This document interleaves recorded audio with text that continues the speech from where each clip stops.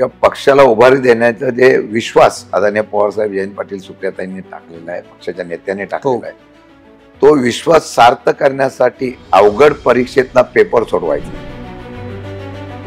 हा पक्षाचा शिक्का कोणी मारायला सुरुवात केली जातीचा? आतापर्यंत होता का राष्ट्रवादीला? आतापर्यंत शरद पवार साहेबांना होता का कधी? तुमच्या रोडला इतकी वर्ष कामं सुरू आहेत, लोकांची त्रेधा त्रिपीट उरते. नितीन गडकरींनी हात जोडले तर आम्ही काय बोलणार? रोहित पवार सरकारच्या विरोधात जास्त आक्रमक झाल्यामुळे त्यांच्या पुढे आणि तुमच्या पक्षापुढे पण अडचणी वाटतील. आवाज कोण उठवला की त्याच्या विरोधामध्ये तो लगेच कारवाई होते. अण्णा हजारे आमच्याच एका मुलाखतीमध्ये म्हणालेत की देवेंद्र फडणवीस हे प्रामाणिक नेते आहेत आणि त्यांच्यासारखा चांगला नेता मी पाहिलेला नाहीये. तर अण्णा हजारेंच्या मताशी तुम्ही सहमत आहात? अण्णा हजारेंना बाकीचं दिसलं नाही, सरकारमधला एकच चेहरा दिसतो, बाकीच्या चेहऱ्याबद्दल त्यांनी बोललं नाही. त्यांनी खरं ते बोलायला पाहिजे. तुमचं आणि रोहित पवारांचं ट्युनिंग कसं आहे? ते एकदम चांगलं आहे सगळ्यांचे ट्युनिंग. अच्छा, हे बाहेर काय होतं तर आमच्या इथे लेट्सवरती युगेंद्र पवार असं म्हणाले की मी यापुढे अजित पवार यांच्या विरोधात निवडणूक लढवणार नाही. तर त्यांच्या या निर्णयाकडे पक्ष प्रमुख म्हणून तुम्ही कसं पाहता?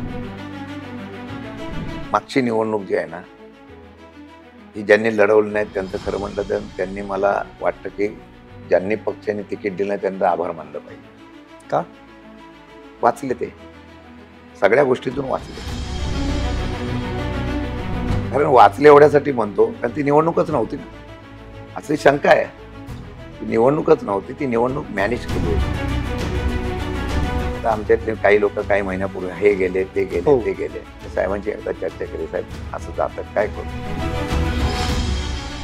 तो प्रश्न असा आहे की बाबा ते सारखं ते काय विलिनीकरणाचं काय आहे, बाबा नक्की विलिनीकरणाचं काय आहे चर्चा? काय नक्की ती चर्चा खरी आहे, खोटी आहे, होणार आहे, थांबली आहे, स्थगित आहे? याच्या बाबतीमध्ये स्पष्ट सांगतो, मी अध्यक्ष झाल्यापासून विलीकरणाचा विषय बाजूला ठेवला आहे. मी अध्यक्ष झाल्यापासून पक्ष संघटना बांधायला सुरुवात केलेली आहे. आणि जे आता मेहनत करतील, मग आपलं वातावरण चांगलं झाल्यावर बरेच जण यायचा प्रयत्न करतील. त्यावेळेला फक्त आपण आता जे मेहनत करतात त्यांना संधी देऊ. पार्टी पडली तरी चालेल, उभी राहिली तरी चालेल. कोरेगावचं असं काय गणित शिंदे साहेब बदललंय की तुम्हाला तिथे अडचणी निर्माण होत आहेत? ते तुमच्या का लक्षात येत नाही? काय झालं नक्की? मी तुम्हाला स्पष्ट शब्दात सांग. स्पष्ट शब्दात काय अध्यक्ष झाले तेव्हा न कुठलं करते. माझी अडचण कुठे आहे माहिती? मला जिल्ह्यामध्ये आहे ना वाढून द्यायचं नाही असं सगळं ठरवलं. सगळं म्हणजे लोक नाही, काही नेते नाही, ठराविक लोकांना वाटतं हे आलं की जिल्हा आपल्या ताब्यात होतो. पर्याय होऊ नये म्हणून काटा काढायचा. त्यावेळेला मी सरळ होतो. त्यावेळेला राजकारणाची रणनीती राजनीती मला कळली नाही. मला तो फटका बँकेला पडला, मला तो फटका लोकसभेला पण पडला. नमस्ते, मी योगेश कुटे. लेट्सअप चर्चा या कार्यक्रमामध्ये तुम्हा सर्वांचं पुन्हा एकदा स्वागत. आज मी मुंबईमध्ये आहे, राष्ट्रवादी काँग्रेस शरद पवार पक्षाच्या मुख्य कार्यालयामध्ये आहे आणि या ठिकाणी पक्षाचे प्रदेशाध्यक्ष माननीय शशिकांत शिंदे सर हे आज माझ्यासोबत आहेत.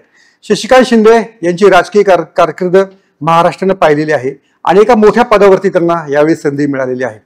साताऱ्यातल्या जावली तालुक्यातून आलेला एक तरुण नवी मुंबईमध्ये आपलं एक वर्चस्व निर्माण करतो, बाजार समिती ताब्यामध्ये ठेवतो, राज्याच्या कॅबिनेट मंत्र्यापर्यंत धडक मारतो आणि पुढे आपला राजकीय वारसा हा चालूच ठेवतो.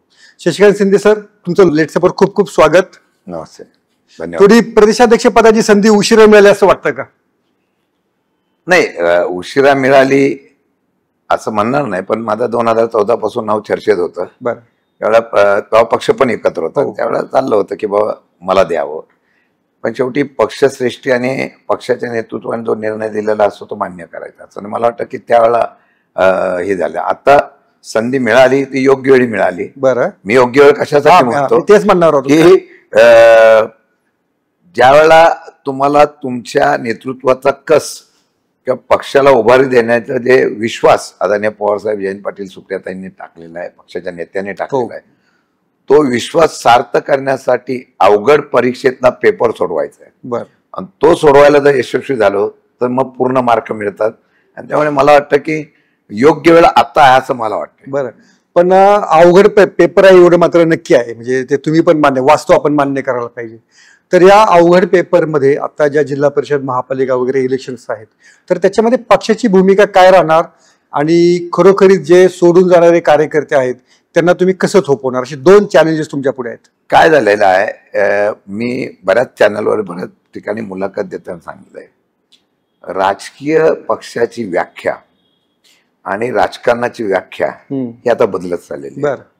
पूर्वी राजकीय पक्ष नेत्यावर आणि नेतृत्वावर चालत होता. बरं. आता राजकारण परंतु त्यांच्यावर चालायचं, विचारावर चालायचं. आता राजकारण सत्तेवर चाललेलं आहे, राजकीय पक्ष सुद्धा सत्तेवर चाललेला आहे. सत्तेवर टिकण्यासाठी काय करायला पाहिजे आणि राजकारण करण्यासाठी काय करायला पाहिजे अशा प्रकारची भूमिका सगळे पक्ष आता मांडायला लागलेले आहे. आता निवडणुका म्हटलं तर लोकशाहीमधल्या निवडणुका आहेत का हा पहिला प्रश्न. म्हणजे कार्यकर्ते पहिलेच म्हणतात ईव्हीएम मशीन असेल तर आम्हाला उभं राहायला नको. एवढा अविश्वासाचं वातावरण लोकशाहीच्या मूल्यांकन असलेल्या भारतामध्ये जर होत असेल, इव्हन निवडणुकीच्या माध्यमातून होत असेल तर सर्वात मोठं दुर्दैव आहे. आणि हे हळूहळू वाढायला लागलेलं आहे. आणि निवडणुका जिंकण्याची टॅक्टिक्स ही आता लोकप्रियतेच्या कामा आणि लोकांच्या विश्वासापेक्षा आपण कसं निवडून येणार या धर्तीवर सुरू झालेले आहे. किंबहुना सत्ता मिळवण्यासाठी पक्ष फोडणे, अधिकार वापरणे, संपत्ती वापरणे आणि यातून आता पक्ष फुटला तर सत्ता टिकवणं.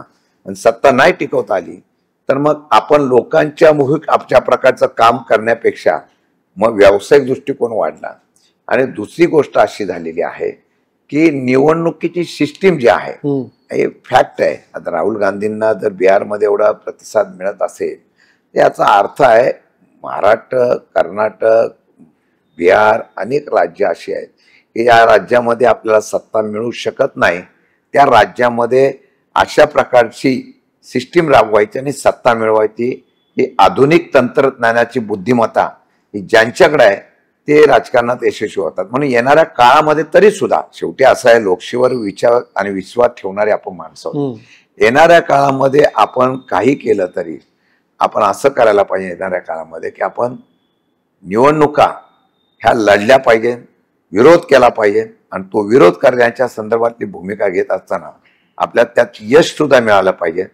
आता थोडक्या मतासाठी नाही, तो लोकांच्या मनामध्ये एक सत्तेच्या विरोधामधली ज्वालाग्नी पेटवून बरं जर आम्ही यशस्वी झालो तर निवडणुका यशस्वी होतील असं माझा विश्वास आहे. आणि त्या पद्धतीने पुढे काम करायचा विचार मी करतो. पण लोकांमध्ये तशी त्या पद्धतीचा ज्वालाग्नी तुम्हाला दिसतोय का? लोक सरकारच्या विरोधात रोष दिसतोय? किती उदाहरणं सांगू तुम्हाला. लोकांच्या मनामध्ये सरकारबद्दल रोष आहे का? तर आहे. तुम्ही बघा, मागच्या 10 वर्षाच्या पूर्वी केंद्रातल्या सरकारबद्दल, पंतप्रधान आणि त्यांच्या असलेल्या सरकारबद्दल जी भावना होती ती हळूहळू कमी व्हायला लागलेली आहे. त्याला कारण आहेत. महाराष्ट्रामध्ये सुद्धा क्षुल्लक काही कारण निघाले की लोक रस्त्यावर उतरत आहेत. म्हणजे काल परवापर्यंत कोल्हापूरच्या नयनतारा पासून ते आता बाळासाहेब थोरातांच्या पर्यंतच्या प्रकरणामध्ये लोक ज्यावेळेला रस्त्यावर उतरतात याचा अर्थ असा आहे की लोकांच्या मनामध्ये नॅरेटिव्ह, निगेटिव्ह विचार हे जे आहेत सरकारच्या बद्दलचे झाल्यामुळेच लगेच रस्त्यावर लोक उतरतात असं मला चित्र दिसत आहे. ओके. आता जी आपल्या पक्षाने जी ओबीसी यात्रा काढली त्या ओबीसी यात्रेला कसा प्रतिसाद मिळाला आणि त्यातनं तुम्हाला नक्की काय साध्य करायचं? नाही, यामध्ये कसं आहे की ओबीसी यात्रा काढण्याचा उद्देश होता की सर्व समाजाला ओबीसीच्या असलेल्या मंडल आयोगाची अंमलबजावणी आणि मंडल आयोगाच्या संदर्भात कोणी अंमलबजावणी केली त्याचे पहिलं राज्य आहे की शरद पवार साहेबांनी मंडल आयोग लागू केला. विश्वनाथ प्रताप सिंहाने ते सत्ता केली तर 72 पण मंडल आयोगाची शिफारस केली. लागू राज्यांनी पहिली महाराष्ट्राने केली. हे केल्यानंतर आता काय होतंय, आता समाजामध्ये दरी निर्माण करण्याचा प्रयत्न राजकारणी दुर्दैवाने करतायत. आम्ही हेच सांगण्याचा प्रयत्न करतोय. महाराष्ट्रामध्ये जर बघितलं आपण तर मताच्या हव्यासापोटी जातीचं ध्रुवीकरण व्हायला लागलेलं आहे. समाजामध्ये ते निर्माण व्हायला आहे. क्षुल्लक कुठल्याही गोष्टीचा मोठा इश्यू केला जातो आणि त्या संदर्भामध्ये आज मला सांगा कुठली लोकशाही आहे? विधिमंडळाच्या आवारामध्ये जर मारामारी करण्याचं धाडस होत असेल, भीतीच राहिली नाही ना मग याचा विधिमंडळामध्ये अशी परंपरा इतक्या वर्षाचा इतिहास आहे विधिमंडळाचा नव्हती, ती आता रस्त्यावर पण व्हायला लागली. 2 समाजाचे कार्यकर्ते समोर येतात, एकमेकावर हल्ले करण्याचा प्रयत्न होता.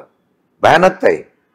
आणि हे जागृत करण्यासाठी हे लोकांना समजून सांगण्यासाठी मंडल यात्रा सुरू केली आहे. या यात्रेमध्ये आम्ही आत्ताच्या परिस्थितीमध्ये समाजाची जी काय भूमिका मांडण्याचा प्रयत्न सर्व पक्ष करतायत. हम्म. त्यातनं चुकीचं काय हे दाखवण्याचा प्रयत्न करतोय आणि त्याला प्रतिसाद हळूहळू मिळेल. ओके. म्हणजे लगेच 100% मिळेल असं का नाही. का काही लोकांना खोटी आश्वासन देऊन समाजाला आपलंसं करण्याचा प्रयत्न केलेला आहे. तो ज्यावेळेला सत्य त्यांना कळेल, तिथल्या तरुणांना कळेल, त्यावेळेला आपोआप आपला वापर केला जातो ही माहिती पडल्यानंतर. म्हणजे बघा आता प्रत्येक पक्षामध्ये, काही पक्षामध्ये त्या समाजाचे बोललो ते पदाधिकारी निर्माण करण्याचा प्रयत्न करून वातावरण दूषित करायचं आणि त्यामध्ये आपला फायदा काढून घ्यायची ही प्रवृत्ती वाढल्यामुळे ही जनजागृती करण्यासाठी मंडळ यात्रा आपण काढलेली आहे. सर, दुसरी गोष्ट याच्यामध्ये राष्ट्रवादीची कोंडी होते का? म्हणजे तुमच्या पक्षाचा चेहरा मराठ्यांचा, म्हणजे मराठा नेतृत्वाचा, आणि शेवटी पक्षाची भूमिका ही ठरली. मग पवारसाहेब तसं जर असतं तर पवारसाहेबांना मागच्या वेळेस अगदी पंतप्रधान, राष्ट्रपती, उपराष्ट्रपती, गृहमंत्री अनेक पदाच्या या ठिकाणी आलेले होते. साहेबांनी आपल्या विचाराची तडजोड कुठे केली नाही ना, प्रतारणा होऊन दिली नाही. मग आज महाराष्ट्र जो आहे तो छत्रपती शिवाजी महाराजांच्या 18 पगड जातीचा महाराष्ट्र आहे. हा आदर्श आहे आमचा. आम्ही या महापुरुषाचं फक्त नाव राजकारणाच्या मतासाठी घ्यायचं नसतं. मग या असलेल्या पुरोगामी महाराष्ट्रामध्ये, शाहू फुले आंबेडकरांचा विचाराच्या महाराष्ट्रामध्ये आज ज्या पद्धतीने विषमता निर्माण केली गेलेली आहे आणि हा पक्षाचा शिक्का कोणी मारायला सुरुवात केली जातीचा, आतापर्यंत होता का राष्ट्रवादीला? आतापर्यंत शरद पवार साहेबांना होता का कधी? ठीक आहे, मराठा नेता म्हणून महाराष्ट्रावर अनेक वर्षापासून राज्य केलं होतं किंवा अनेक वर्ष त्यांनी काम केलेलं आहे, मुख्यमंत्री म्हणून काम केलेलं आहे. मग असं असताना अचानक आता हा पक्ष मराठ्यांचा असं दाखवण्याचा प्रयत्न करण्याचा जाणीवपूर्वक प्रयत्न होतो. हेच आम्ही विषमता दाखवतोय ना. ओके. आणि विचाराची लढाई, या विचाराच्या लढाईमध्ये आता जरांगे पाटलांचा तुम्ही आंदोलनाचा, मला सांगा जरांगे पाटलांचं आंदोलन कोणी चिघळवलं, कोणी दूषित केलंय?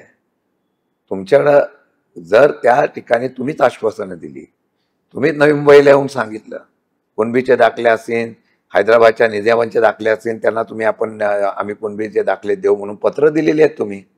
आता ती अंमलबजावणी होत नाही म्हणून ते आंदोलन करतायत. सरकारने आम्हाला फसवलं. इतके दिवस उपोषण केल्यानंतर ही भावना आहे ना, चीड आहे त्या माणसाच्या मनामध्ये आणि त्यांच्या आपल्या सगळ्या आमच्या लोकांमध्ये. अहो, ही चीड जी आहे ती दाखवण्याचा प्रयत्न मार्ग कोणी काढायचा? विरोधकांनी. मध्ये विरोधकावर दाखलायचा, हा मग यांना पाठिंबा, तो दुसरे खाली लगेच एक आंदोलन कुठल्या समाजाचं निघालं की दुसरा लगेच त्याच्या विरुद्ध आंदोलन सुरू करतो. मग इतके वर्ष झोपून राहतात, इतके वर्ष सगळे गप्प बसतात.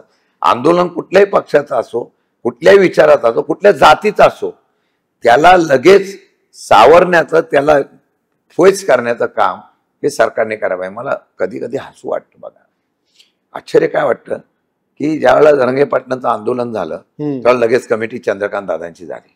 परत त्या कमिटीचं काय झालं, परत पुढे काय झालं, त्याचा अभ्यास काय झाला, मुख्यमंत्र्यांनी त्यामध्ये त्यावेळेला तत्कालीन मुख्यमंत्री एकनाथ शिंदे होते आणि काय केलं, हे सगळं तसंच प्रलंबित राहिलं.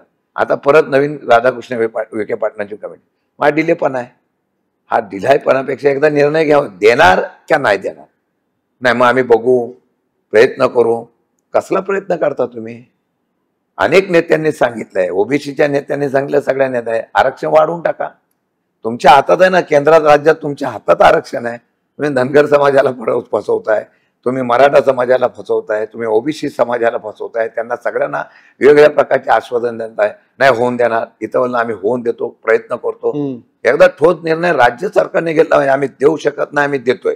ओके. म्हणजे समाजाची, तरुणांच्या मध्ये आपापसात जो वाद होतोय तो होणार नाही ना. आणि किती पातळी खाली राजकारणाची गेली हो. याच्यामध्ये मला त्याच्यामध्ये एक विचारायचं आहे. एक मंत्री आहेत नितेश राणे, त्यांनी जरांगे पाटलांना असं म्हटलंय की जर तुम्ही देवेंद्र फडणवीस यांच्या मातोश्रीबद्दल तुम्ही काय बोलला तर तुमची जीभ हासडू. आता सरकार जीभ हासडायला लागल्यानंतर मग सामान्य माणसाने काय करावं, पोलीस यंत्रणेने काय करावं, मला भीती वाटते. तर अशा प्रकारची चर्चा होणार आता तर पोलिसांनी कारवाई नक्की कोणा करावी हे होईल. आणि म्हणून मी मगाशी काय म्हणालो, विधिमंडळापासून रस्त्यावर आता जर अशा प्रकारची एकमेकांच्या अवाच्य भाषेमध्ये, महाराष्ट्राची संस्कृती आहे हो, आपण नेहमी म्हणायचं बिहार बिहार, पण आज महाराष्ट्र काय झालंय, हे मुद्दाम केलं जात आहे. ही राज्याची अपेक्षा नाही. त्यामुळे विकास याचा सगळा बोजावरा झालेला आहे. ओके. एक शरदचंद्र पवार पक्षाचा जो चेहरा आहे तो पुरोगामी विचारांचा आहे. तर पुण्यामध्ये तुम्हाला माहिती आहे की अथर्व सुदामे नावाचा एक रील स्टार आहे आणि त्याने एक अशी रील केली की बुवा मुस्लिम कारागिराकडनं गणपतीची मूर्ती तयार करून एकोप्याचा मेसेज दिला. तर हा रील देखील त्याला डिलीट करायला लागला सोशल मीडियावरती. तर या अशा प्रश्नांकडे तुम्ही काय पाहता, कसं म्हणजे हे खरोखरीच आहे का? हा असं आहे की वाईट काय वाटतं माहिती आहे, मी पहिल्यापासून सांगतो, समाजाच्या असलेल्या जातीचं ध्रुवीकरण ज्यावेळेला राज्यकर्ते करतात ना, तेव्हा हे असे प्रसंग येतात. व्यक्ती स्वतंत्रता राहिली नाही. कायदे जे आणले जातात केंद्रात राज्यातून ते भयानक आहेत. म्हणजे तुम्हाला लोकशाहीच्या माध्यमातून आता आंदोलन करण्याचा अधिकार राहिलेला नाही आणि तुम्हाला कुठल्याही केसमध्ये आम्ही टाकू शकतो आणि तुमचं अस्तित्व संपू शकतो असे कायदे यायला लागले. मला सांगा, त्या तरुणाने एक रील करतात, सामाजिक उपक्रमाची त्याला आवड आहे. तो कुठल्या समाजाचा आहे? ब्राह्मण समाज. त्यांनी एक केलं, हे त्याला एकतेचा संदेश द्यायचा होता. आमच्यामध्ये विष एवढं कालवलं गेलंय ना की लगेच त्याला विचारायला इतका दबाव आला की त्याला ते माघार घ्यावं लागलं. इथं शोकांतिक आहे ना, आणि हे वाढत जाणार आहे. हे ज्यावेळेला वाढेल ना तेव्हा महाराष्ट्र पूर्ण अशांतता होईल, ठिणगी पडले की पेट होईल. पूर्वी मुस्लिम समाजाच्या बद्दलची फक्त भावना व्यक्त केली जायची, आता वेगवेगळ्या समाजाच्या मध्ये हे अंतर पडायला लागलेलं आहे. एकदम टोकाचं बोलतात. आम्ही सुद्धा डिबेटला जायचो, आम्ही पण चर्चा करायचो, पण त्याला एक पद्धत असायची. आता ती संपली. आता कोणी उठतो आणि कोणालाही काही आवडच्या भाषेमध्ये बोलतो. हे भयानक, आणि त्याला फूस लावली जाते. जाणीवपूर्वक तू तसं कर असं सांगितलं जातं. ओके, फार मोठं दुर्दैव आहे. यातनंच एक मुद्दा पुढे आला, वराह जयंती साजरी केली पाहिजे. 365 दिवस आता सगळ्या जयंत्या करत बसूया आणि त्यावेळेला सगळ्या मांसाहारी बंद करून टाकू, असंच काही दिवसांनी फतवा येईल. ओके, असा आदेश येईल आणि तो आदेश आल्यानंतर तुम्ही काय करणार आहात? म्हणजे राज्याचे मुख्यमंत्री म्हणतात की मला माहित नाही 15 ऑगस्टला मांसाहार करायचा का नाही, हा आदेश कोणी काढला. मग खालचे सगळ्या नगरपालिका महानगरपालिका जर आदेश काढत असेल तर त्यांच्यावर कारवाई करायला पाहिजे. राज्य अशांतता का करताय तुम्ही? कोणी काय खावं याला बंधन घालण्याचा प्रयत्न, आणि हे आता तिथपर्यंत राहिलेलं नाही, आता बिल्डिंग पर्यंत पोहोचलेलं आहे. बरोबर, खरी एक हात असेल त्यांना इथं ठेवायचं नाही, खरी गोष्ट. हॉरेबल आहे. आता कबुतरांसारखा एक विषय, तो देखील तो दोन प्रवृत्तीमधला, दोन समाजामधला तिढा कसा काय होऊ शकतो? तो कसा होऊ शकतो मला एक नाही. बरं, हे विषय कोणी मांडला? विषय मांडला मी विधान परिषदेमध्ये आहे.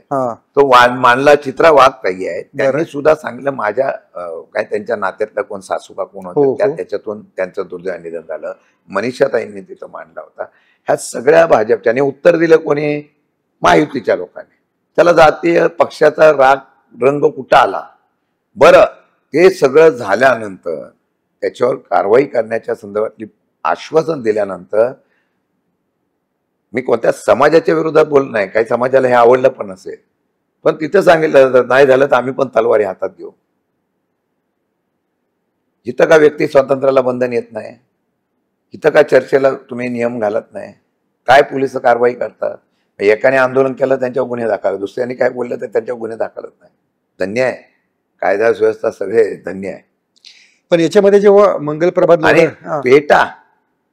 पेटासारखी कायद्यामध्ये असले हे होतात की त्यामुळे या असलेल्या मनुष्यांना त्रास होत नाही, आणि एका बाजूला सरकार बोलतो की याच्यामुळे त्रास होत आहे. नक्की आम्ही ऐकायचो कोणाचं? खरी गोष्ट आहे.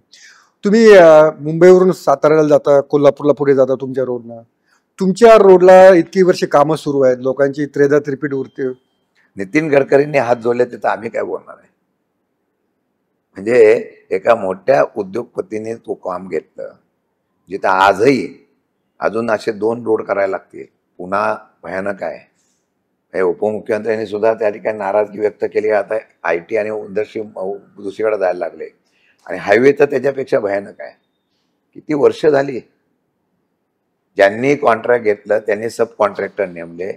सब कॉन्ट्रॅक्टर नेमल्यानंतर माझं तर असं पहिल्यापासून मत आहे, जो कॉन्ट्रॅक्ट घेतो तो सब कॉन्ट्रॅक्टर नेमत असेल आणि फक्त त्यामध्ये पर्सेंटेज काढत असेल का, तर आम्ही क्वालिफाय त्या नियमात होतो.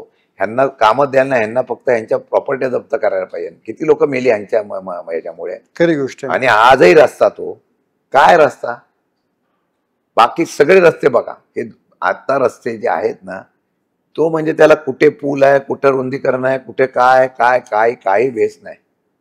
आणि टोल तर दरवेळेला टोल वाढवतायत. पण तुमच्यासारखे द्यायला नाही पाहिजे ना. पण तुमच्यासारखे नेते जेव्हा या रस्त्यावर जातात तेव्हा तुमच्या सगळ्या समस्या लक्षात तुम्ही का बोलत नाही? हा बोललो ना, तुमचा प्रश्न आहे आमचा. बोललो सभागृहामध्ये, मागच्या सभागृहामध्ये बोललेलो आहे.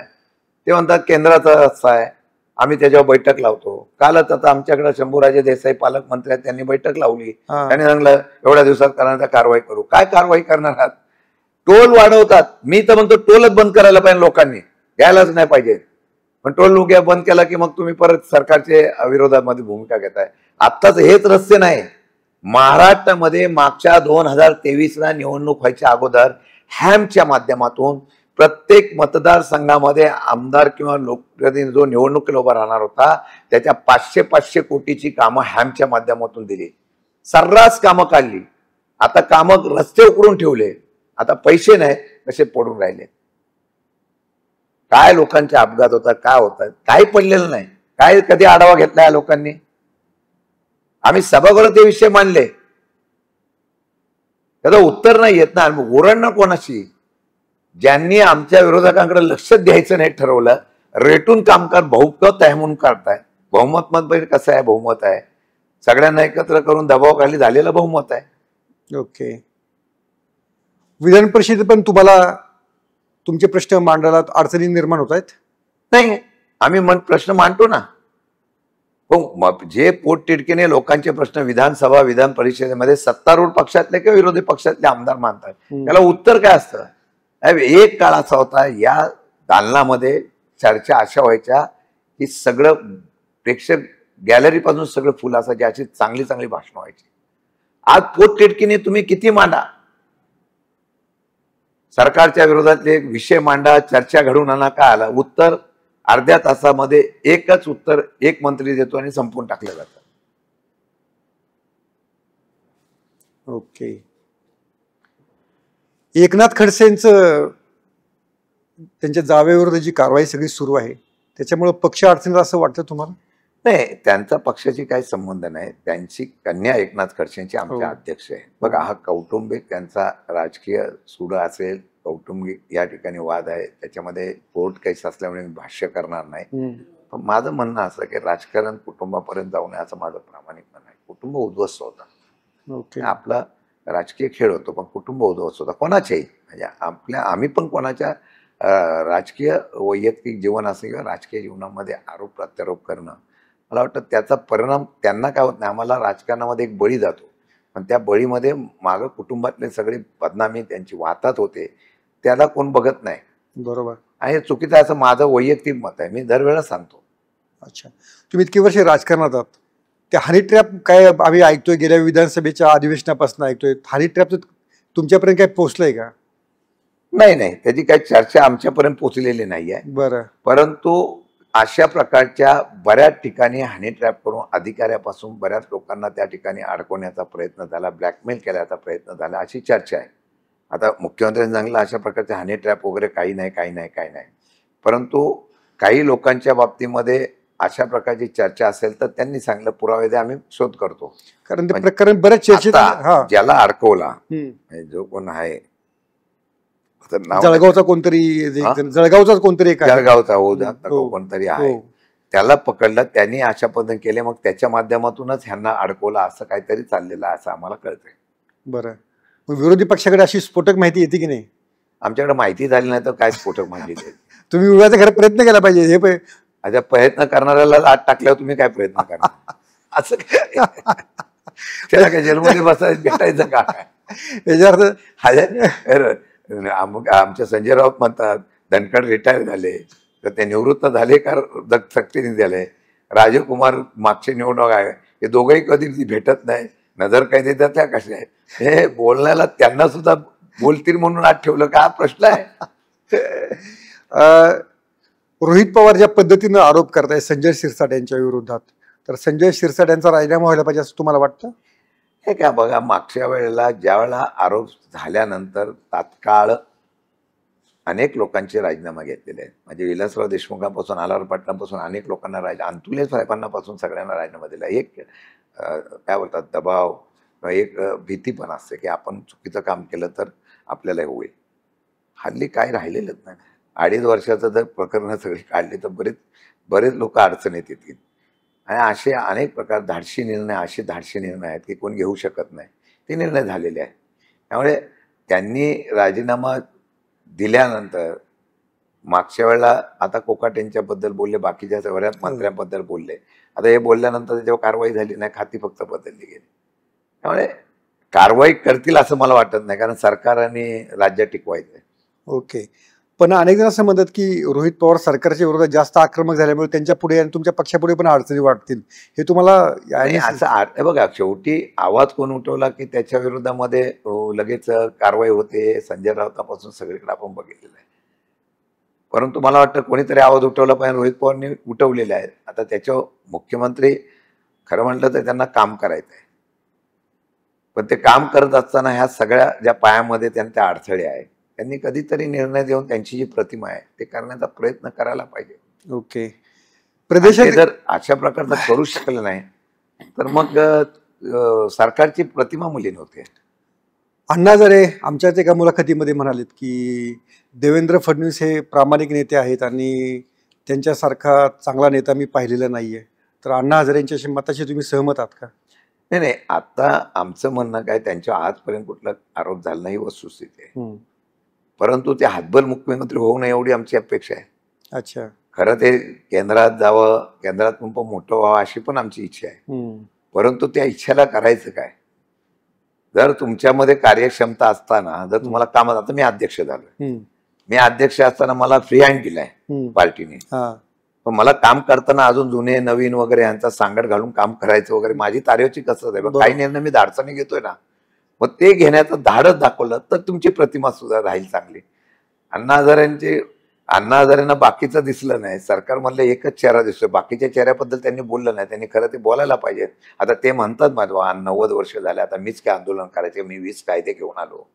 पण त्यांना एवढंच माझं सांगणं आहे की तुमच्या ह्या असलेल्या सगळ्या तुमच्या कायद्याला सुद्धा मागणी केल्यानंतर माहिती मिळत नसेल आणि जे कोणी करताय तुमचा तो काय लोकायुक्त लोकपाल सगळे लोकपाल कायदा, त्यामध्ये हे बसतात का नाही, हे बसून कारवाई करणं, जर त्यांनी आंदोलन करायला पाहिजे. बरोबर. तुमचं आणि रोहित पवारांचं ट्युनिंग कसं आहे? ते एकदम चांगलं आहे सगळ्यांची ट्युनिंग. अच्छा.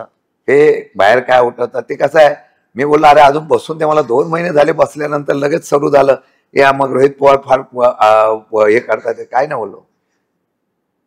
ससा आणि कासवाची गोष्ट तुम्हाला माहिती आहे. आमच्या ट्युनिंग सगळ्यांची चांगली आहे आणि मी चांगलं काम करून दाखव. संघटना वगैरे हे ते माझी करण्याची पद्धत वेगळी आहे. आणि त्यामुळे आपण काम करत राहायचं.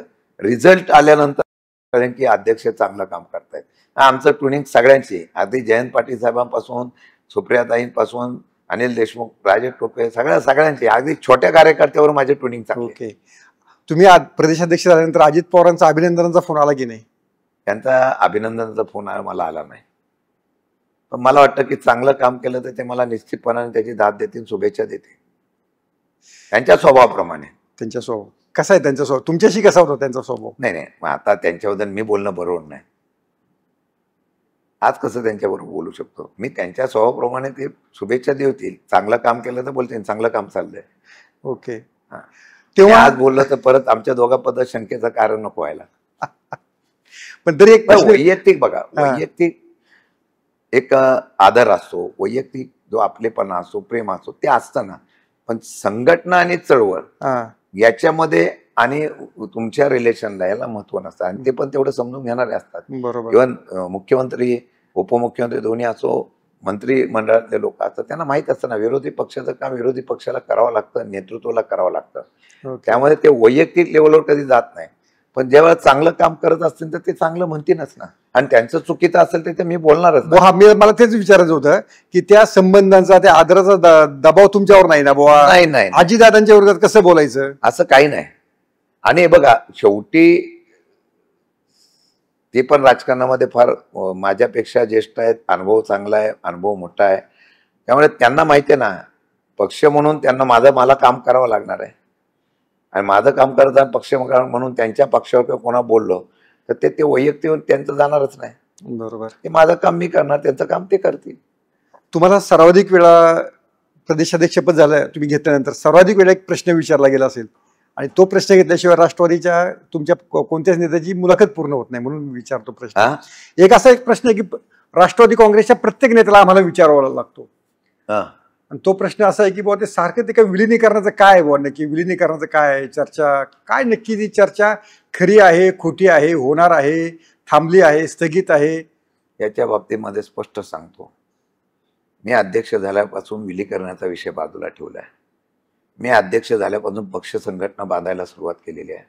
जोपर्यंत तुमची पक्ष संघटना आणि पक्ष ताकदीने मोठा होत नाही तोपर्यंत तुम्हाला कोणी विचारणार नाही, असं माझं मत आहे. आणि आदरणीय पवारसाहेबांसारखं नेतृत्व आहे. भले पक्ष खिळखिळा करायचा प्रयत्न झाला असेल, तो करण्याचा प्रयत्न कोणी केला आहे तुम्हाला माहिती आहे. सत्ता मिळवण्यासाठी ज्यावेळेला भाजपच्या माध्यमातून शिवसेना फोडली, राष्ट्रवादी फोडली ना, आम्ही विलिनीकरणाचा कोणी विषय काढला? पवारसाहेब कधी बोलले? पवारसाहेबांचं स्पष्ट म्हणणं आहे, होय एकत्र येऊ शकतो, परंतु त्यांनी भाजपची साथ सोडा. विषय तिथं संपला ना. ह्या वावड्या उठवल्या जातात का? अस्थिरता निर्माण व्हावी. मग पक्षामध्ये कार्यकर्ता दिग्धा मनस्थितीमध्ये सापडला की त्याचा राजकीय फायदा उठलायचा. मग राजकीय फायदा उठला, मग काय लोक लारे पक्ष एक होणार, त्याला आपण पहिलेच पुढे जाऊया, मग काय होणार, पक्ष होणार, मग आपलं काय होणार? ह्या सगळ्या गोंधळाचं वातावरण जाणीवपूर्वक राजकारणामध्ये पेरलं जातं. माझं म्हणणं असं आहे की ज्यावेळेला काय निर्णय कुठले कोणाकडून करायचं का आम्ही स्वतंत्र करायचं. आज आमचं म्हणणं आहे की महाविकास आघाडी म्हणून आम्ही काम करायचं आणि स्वतंत्रचा पक्ष तो आपल्या ताकदीने उभा करायचा. आणि हा जर चर्चा करत असताना हे विलीनीकरण, आता तुम्ही सुद्धा मला इतक्या महिन्यानंतर परत विचारता, हो तो पक्ष विलीन होणार आहे का? मला कळत नाही. पक्ष आमचं विलीन होणार आहे, कोणाला आमच्या पक्षात विलीन व्हायचं असेल तर त्याचा आम्ही विचार करू. ओके, हे योग्य उत्तर आहे. मग हे योग्य उत्तर ठरू शकेल. तुम्ही आता राज्य पातळीवर काम करताय, मग आता कोरेगाव मतदारसंघाचं लक्ष तुमचं कमी झालंय का? नाही, वस्तुस्थिती आहे. शेवटी काय, माझा पण मतदारसंघ कोरेगाव आहे. या कोरेगावच्या लोकांनी मला प्रेम केलं. सातारा जिल्ह्याने पवारसाहेब चव्हाण साहेबांच्या विषयावर प्रेम केलेलं आहे. आज ती सगळी बाजू घेतलेली आहे. पण काय असतं माहिती आहे का, आपण एका ठिकाणी अडकून पडायचं का? लोकशाही जिवंत राहण्यासाठी किंवा आत्ताच्या परिस्थितीला समोर जाण्यासाठी महाराष्ट्रामध्ये फिरलं पाहिजे, ह्याला महत्त्व दिलं पाहिजे. आज मला पद मिळालं तर त्या पदाचा उपयोग नुसता कोरेगाव पुरता मर्यादित ठेवला नाही तर तो योग्य होणार नाही. महाराष्ट्रामध्ये आपण जर त्याप्रमाणे फिरलो, आता मी महाराष्ट्राचा पदाधिकारी झालो, पण आता एका तालुक्यापुरतं मर्यादित, एका मतदारसंघापर्यंत मर्यादित जर न राहता महाराष्ट्रामध्ये काय करू शकलो तर कोरेगावची जनता सुद्धा सुज्ञ आहे. आणि ते म्हणते अरे बाबा, साताऱ्याची जनता सुद्धा सुज्ञ. माझ्या दावलीमध्ये माझा हे झाला, कोरेगावमध्ये सन्मान झाला, साताऱ्यामध्ये सगळे गेले. आता मग अध्यक्ष झाल्या बाळासाहेब पाटील, मी, सुनील माने, आम्ही आता चांगल्या प्रकारच्या लोकांनी स्वागत केलं. जनता सुज्ञ आहे. हा माणूस पद घेतल्यानंतर कशासाठी लढतोय? मी शेतकऱ्यांसाठी लढणार आहे, मी युवकांच्या बेरोजगारीबद्दल लढणार आहे, मी वेगवेगळ्या विषयावर लढणार आहे, महाराष्ट्रामध्ये चुकीच्या पद्धतीने लोकशाहीचा खून होतोय त्याच्या विरोधात लढणार आहे. हे बघितल्यानंतर जनतेला वाटेल की हा माणसाला ताकद दिली पाहिजे. आणि कोरेगावची जनता पण ते विचार करेल, नाही हा माणूस आता करतोय. आणि फरक दिसलाय, मी तुम्हाला खोटं नाही सांगत. आता लोकांना आपुलकी वाटायला लागली, फरक दिसायला लागलेला आहे. काय नाही अरे, सातारचा आपला आणि कोरेगावचा माणूस आपला आता महाराष्ट्रामध्ये गेलेला आहे, करतोय काम. हा फरक दिसतो आणि ते पण समजून घेतात की आपण इथं न थांबता आता राज्यावर आपण फिरा, राज्यावर तुम्ही त्या ठिकाणी दौरे करा आणि काम करा. ओके. त्या सातारा जिल्ह्यामध्ये आगामी जिल्हा परिषद आणि पंचायत समिती निवडणुकात आपल्या पक्षाची कामगिरी कशी राहील असं वाटतं तुम्हाला? मी लगेच या आमच्या पक्षाची राज्यामध्ये लगेच कामगिरी उठावदार होईल असं सांगणार नाही. त्याला मग चमत्कारच व्हायला पाहिजे, लोकांनी उठाव केला पाहिजे. जसं बिहारमध्ये आता लोकांनी राहुल गांधी आणि तेजस्वी यादवच्या असलेल्या बैठकीला सुद्धा लोक फार मोठ्या संख्येत गावाच्या गाव उभं राहतात. याचा अर्थ असा आहे की तो प्रयत्न मी लगेच पास होईल असं म्हणणार नाही, पण मी पहिल्या प्रथम काम केलेलं आहे की आता महाविकास आघाडी म्हणून आमच्याच अध्यक्षांना आणि पदाधिकाऱ्यांना सांगितलं, तुम्ही पुढाकार घ्या आणि स्थानिक पातळीवर तुम्ही चर्चा सुरू करा.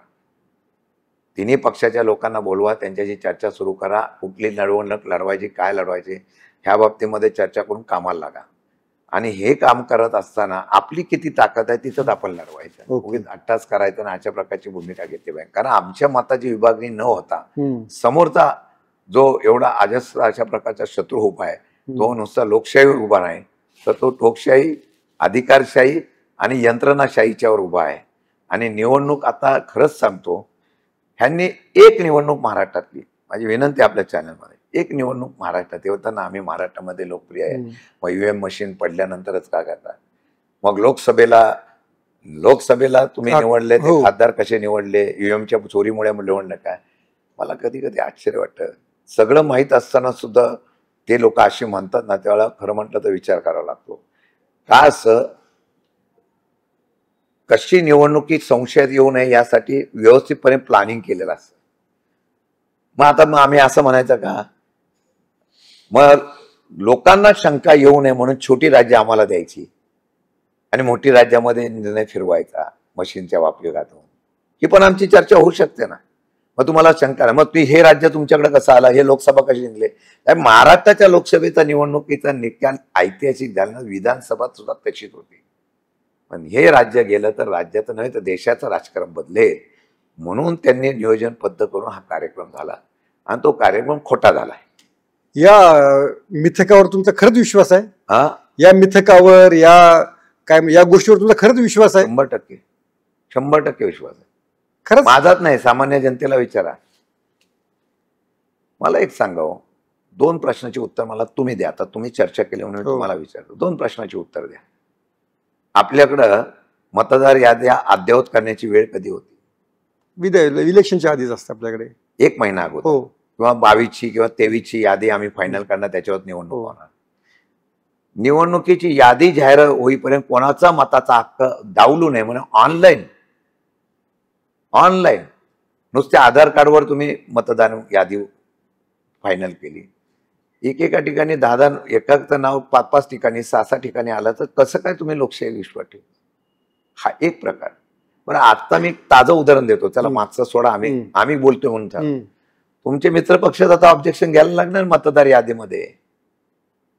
निवडून आणण्यासाठी प्रभाग रचना, निवडणूक आणण्यासाठी गटगण रचना तुम्ही ज्या पद्धतीने करताय, काय लोकशाही आहे? हे अजितदादा गट म्हणतोय, हे भाजपचा गट म्हणतोय, जिथं भाजपने केलेला तिथं हे गट दोन्ही म्हणताय, तिथं असं शिंदे गट म्हणतोय. आम्ही म्हणायचं बाकीला राहिलंय, सगळीकडे तो प्रकार सुरू झालेला आहे. ओके. म्हणजे प्रभाग रचना कशी करावी हे जर निवडणूक आयोग ठरवत असेल, मग याचा अर्थ काय झाला?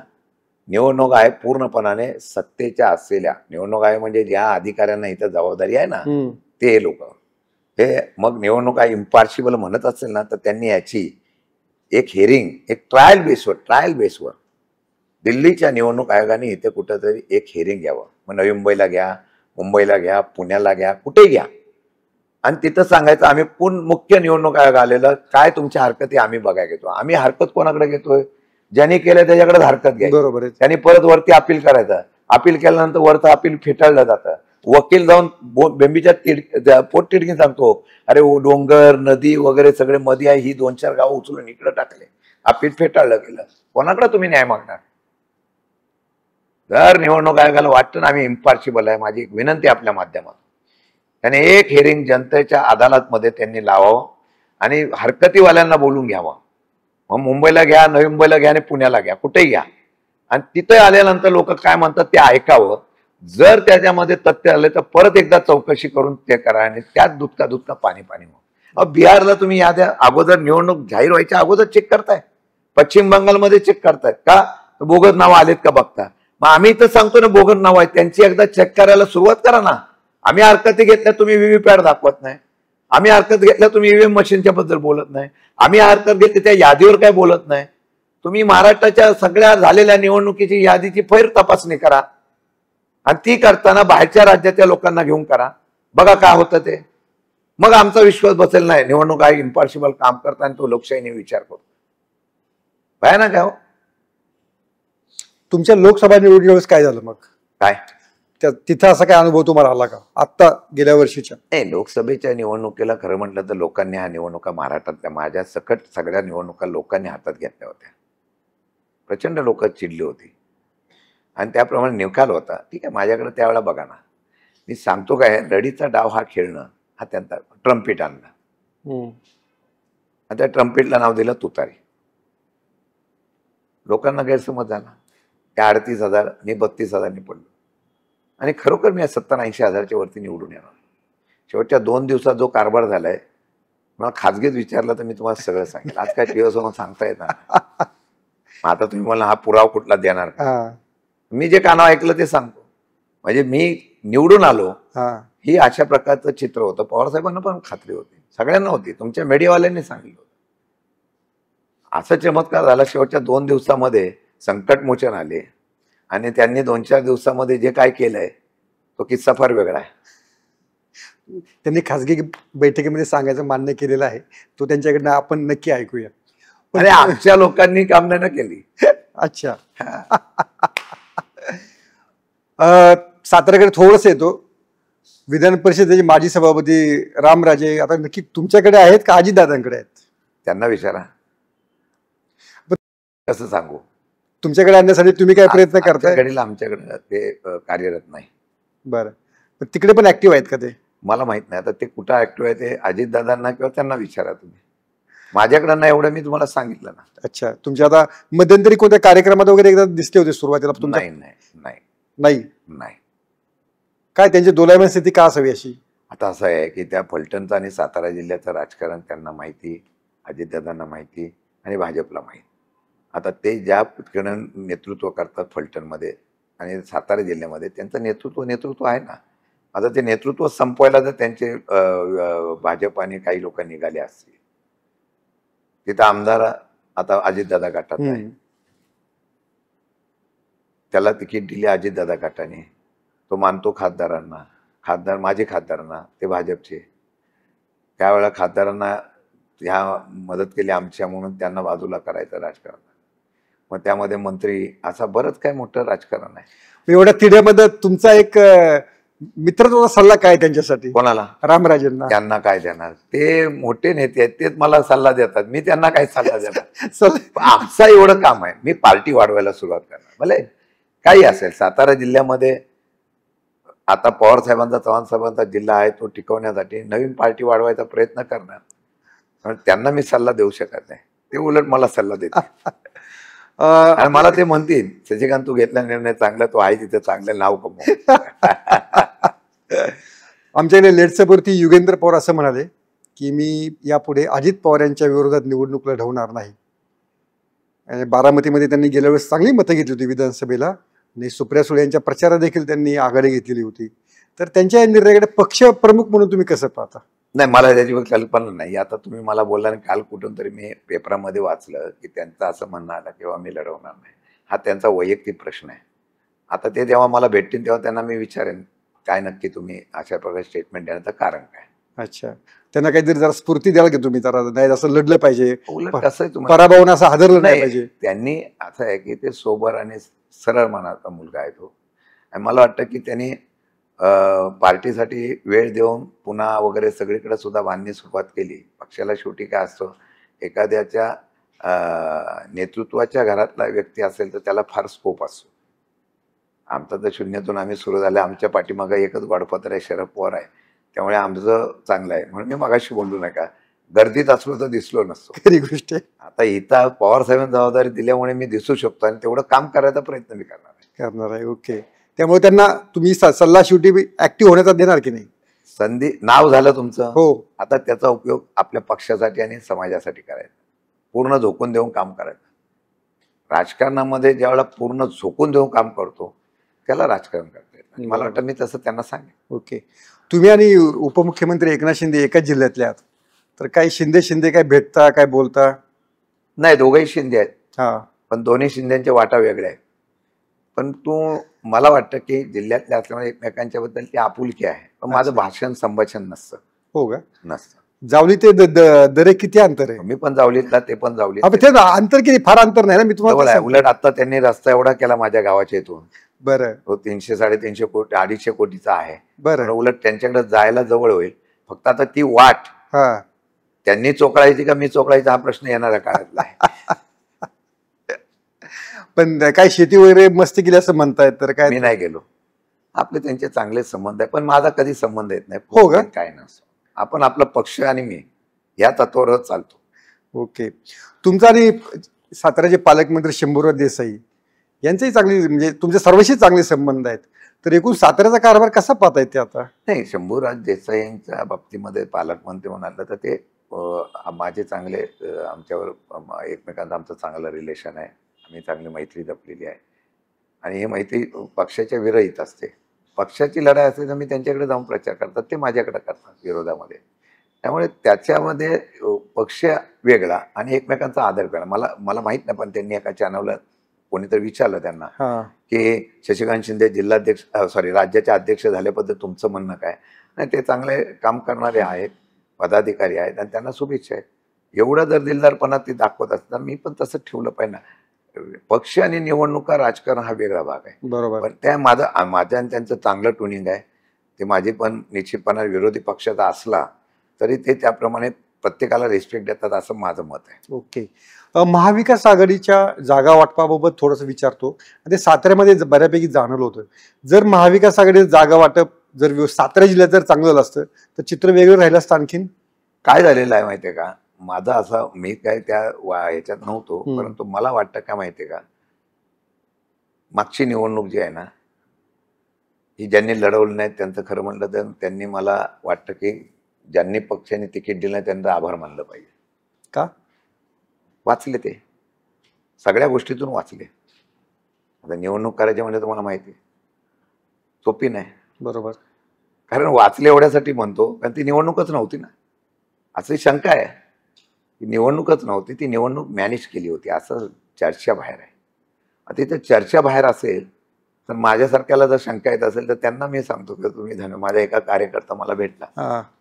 आता मागच्या वेळेला अनिल देसाई गेले, बोले राष्ट्रवादीच्या शरद पवारनं घातला. ते सर्व पक्ष होते. ते मागच्या निवडणुकीला फक्त जयकुमार गोरेंना विरोध करायचा म्हणून त्यांनी ह्या ठिकाणी आम्हाला उमेदवाराला मदत केली. पण ते सर्व पक्ष होते. पण ते असताना ते गेले. मी त्यांना म्हणाले, ते बोलले काय, म्हणलं तुम्ही मला पार्टी द्या. म्हणलं का? मला बोलले कसं काय? म्हणलं तुम्हाला तिकीट न मिळालं तुम्ही वाचला ना. ते जोरात हसले. ते काय समजायचे समजलं.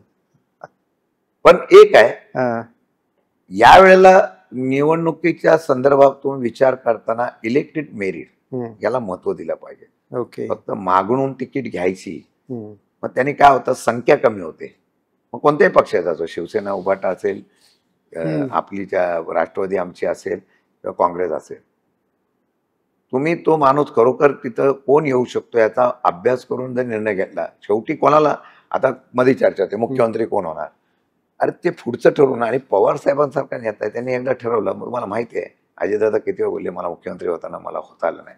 साहेबांनी दिली ना, बाकीच्यांना पण संधीला. साहेब आहे तो. नाही, मला वाटतं एवढं वरिष्ठ नेतृत्व असताना संख्येवर जाऊ नका, पहिली समोरच्याची संख्या कमी केली पाहिजे तरच आपलं अस्तित्व टिकेल असं माझं मत आहे. पण तुमच्या आता पक्षाचे 9 आमदार आहेत. त्यात कोण देवेंद्र फडणवीस यांच्या व्यासपीठावर जाते, कोण इकडे जाते, अजितदादांना भेटते. तर तुम्ही तुमच्या आमदारांवर काही वॉच ठेवता का? नाही, बघा, मी फार मोकळ्या मनाचा आहे.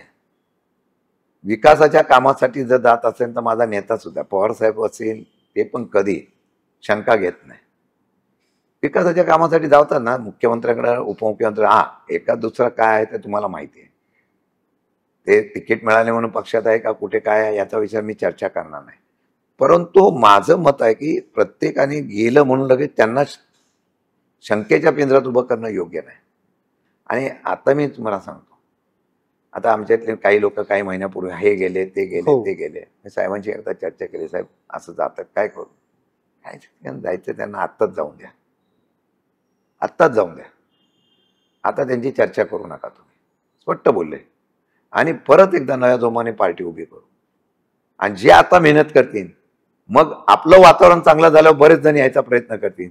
त्यावेळेला फक्त आपण आत्ता जे मेहनत करतात त्यांना संधी देऊ. पार्टी पडली तरी चालेल, उभी राहिली तरी चालेल. हा जो विचार दिलाय ना, आता आम्ही नियोजन करताना पुढच्या 2029ला कोणाला घेऊन पुढे चालायचं हे नियोजन करूनच आम्ही त्याप्रमाणे काम करणार. ओके. तुम्ही मगाशी इलेक्शन मॅनेजचा विषय काढला. तुम्ही तो विषय उपस्थित करून किंवा ते बोलून तुम्ही कोरेगावचे आमदार महेश शिंदे यांनी जी विकास कामे केलेली आहेत, ते म्हणता मी प्रचंड विकास कामाचा डोंगर केलेला आहे, त्याला तुम्ही कमी लेखता असं वाटत नाही का? आम्ही काय कमी कामं केली का? 35 वर्षामध्ये आम्ही राजकारणामध्ये इतकी कामं केली. पण आमच्या काळामध्ये आहे ना, अजितदादाच उपमुख्यमंत्री होते आणि अर्थमंत्री होते. आमच्या सरकारला त्यावेळेला कळलं नाही की कर्ज काढून सरकार चालवायचं असं. तेव्हा कर्जाचा डोंगर करून सरकार चालवतं का कोण? पण आम्ही त्यावेळेला सांगायचो, त्यावेळेला आम्हाला किती पैसे मिळायचे, पण त्यामध्ये आम्ही इतकी कामं केली. त्यावेळेला एका कामाचे 10 रुपयाचे 40 रुपये लावले जात नव्हते. इतकी कामं आम्ही केली.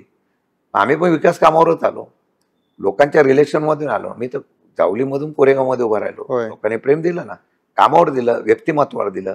आणि आता विकास कामं केली झालेत. अर्धवट पडून राहिली ना, अर्धवट पडून राहिल्याने 9.5 लाख रुपये कोटी कर्ज काढून आता मागं बजेट दिलं आणि 3 महिन्यात तुम्ही लगेच बजेट देताय.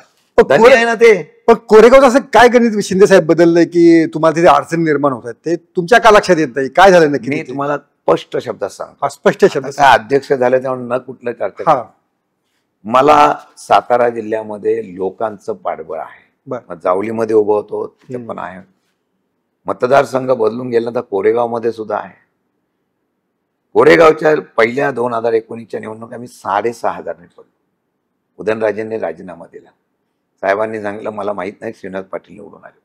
प्रचंड मी फिरलो, निवडणूक केली. माझ्या मतदारसंघात सुद्धा लक्ष दिलं नाही, तरी सुद्धा मी निवडून आलो असतो.